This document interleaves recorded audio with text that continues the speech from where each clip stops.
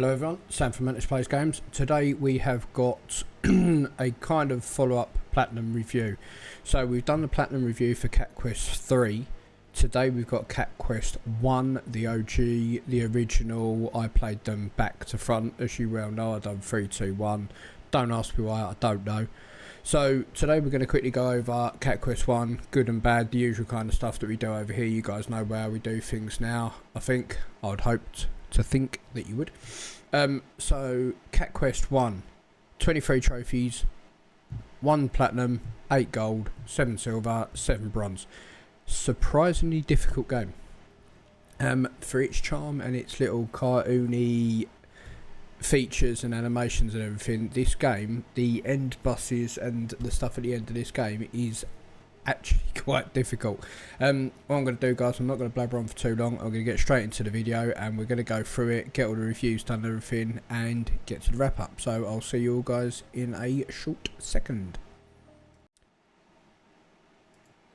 Right guys, here we are, Cat Quest 1. So, like I said, 23 trophies, 1 platinum, 8 gold, 7 silver, 7 bronze. On PSMP it is 69%, on PlayStation itself it's 24%, so it's not the rarest of trophies, not the rarest of platinums at all, but it's a game in a fantastic trilogy of games. I cannot tell you how much fun I had playing 1, 2 and 3. I thought they were all brilliant. 1 was brilliant, 2 was brilliant and 3 was brilliant. I'm going to have to go over some bad parts of the game as well, unfortunately. The trophy list is quite self-explanatory. Reach level this, reach level that. Clear 5 dungeons, clear dungeons. Defeat the 3, I think there's 3 different types of dragons in the game. Complete the main quest, do side quests, obtain skills. Weapons and armour, find all weapons armour. And that's pretty much it. The only problem with this game is the map is not as clear to read as it is on 3.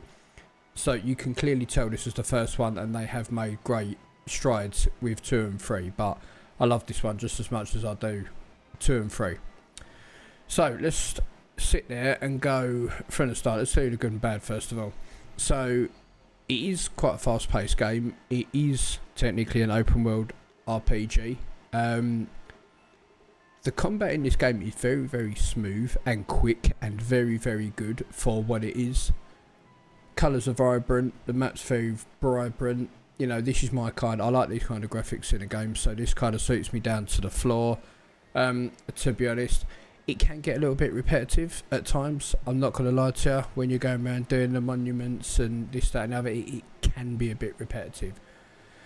But yeah, as I said, combat's really good.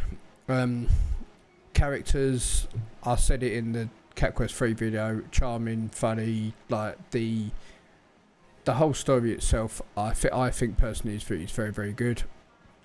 One thing that's not taken into account with this game that's very, very clever. So in RPGs sometimes you'll drop armour for doing stuff, armour and weapons, and it won't actually help you at all. They'll give you weapons and armour that's lower than what you do.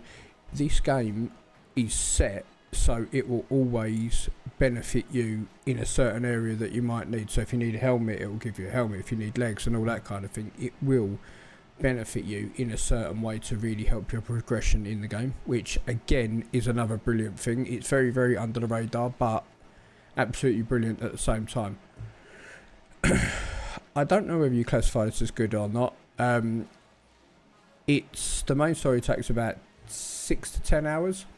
So if you're doing a casual and you don't want to do too, you know, you're not after a too hard a platinum experience, this is kind of in between, because like I said, the combat can be quite difficult. The end bosses can be, pardon me, quite difficult. So you've got to kind of take that into equation. As hard as what it can be, it is a low stress sit down, especially because I stream on Twitch and YouTube. When I streamed this, it was a very like calm, chill, you say it's a cozy game as such, but it's got a lot of, you know, chill vibes, and like the stream was calm, like everything was calm. We were all having a laugh when I was playing it and stuff like that, so that goes quite well. Now we're going to the bad. So, like I said, the repetition of the game, especially this one, the repetition can be quite strong in this game. There's a lot of backtracking in certain parts. You have to go back and level up, so you have to go back and do certain things. Like the last trophy you'll see on the pop, I had to go back and do a certain thing over and over and over and over again to get to level 99. So that's one of them. I think it's quite harsh to put this down as a bad point, but the mechanics of the game are quite simple. It is, as you can see here, roll out the way, one button for damage. So it's quite simple. Pardon me. But some people would say, oh, this is what I like, other people don't like it. So, you know, does it go down as a bad? I don't know, it's entirely up to you. No co-op. The game is strategically no co-op, and it's solo only. Which doesn't really bother me in the site. So I had a blast playing this on my, well, when I was streaming it, I was, you know, everyone was there anyway, watching along anyway. So, that didn't really affect me as much, but quite a lot of people did want co-op in this game, but it hasn't got co-op, so unfortunately is what it is. Someone picked out on Reddit, and I think this is quite harsh, but someone picked out on Reddit that the audio is pretty much just on a loop and it's the same music over and over again. Like, so what? Like, I think the music's good in the game. I think the music's very, very good in the game, to be honest, so that you're not gonna get me slagging anything to do with that off. So what I would suggest is all three of these are free, by the way, on PlayStation. I would definitely do it in 1, 2 and 3, not like how I've done it 3, 2, 1, but it was quite good to see how the games, like, I didn't notice that much of a difference between 1 and 3. There was obviously things that they had improved, but the whole concept of the game wasn't actually that bad.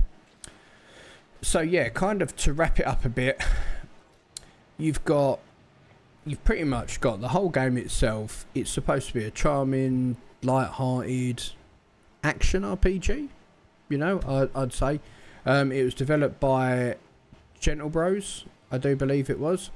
And there you can see the map, so you don't really get to go that far out on the map. Not as far as you would do with the other ones. You can expect, if you don't like cats or you like cats, whatever way you want to look at it, there's a lot of cat puns in this game. There are a lot of cat puns in this game. I do not mean that lightly. There are cat puns absolutely everywhere. Up, down, left, right, diagonally, up, diagonally. There are puns absolutely everywhere. But, you know, in fairness, it is just a hack and slash game in regards to the combat style.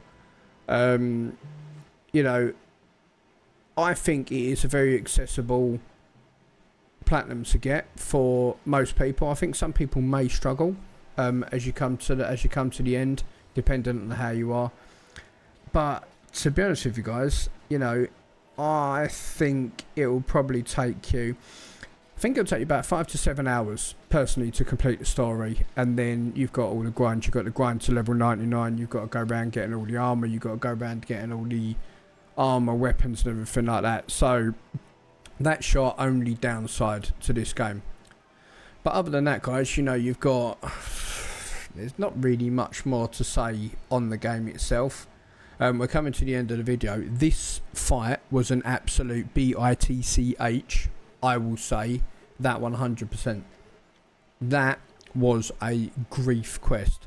So what you'll see now, this is about time where I'll put my ugly mug away, and as we move on to the last trophy, I'll kind of explain it to you when the clip actually decides to roll.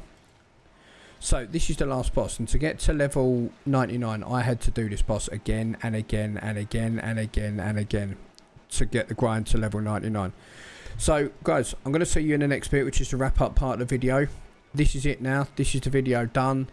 That's just me getting a bit excited because I finally got the plat. After I pick all these up, I know that I get it.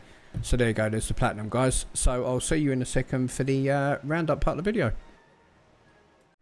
So guys, Cat Quest 1, there we go, another one in the book. That is now Cat Quest 1, 2 and 3. I've platinumed all 3 of them and I recommend every single one of them.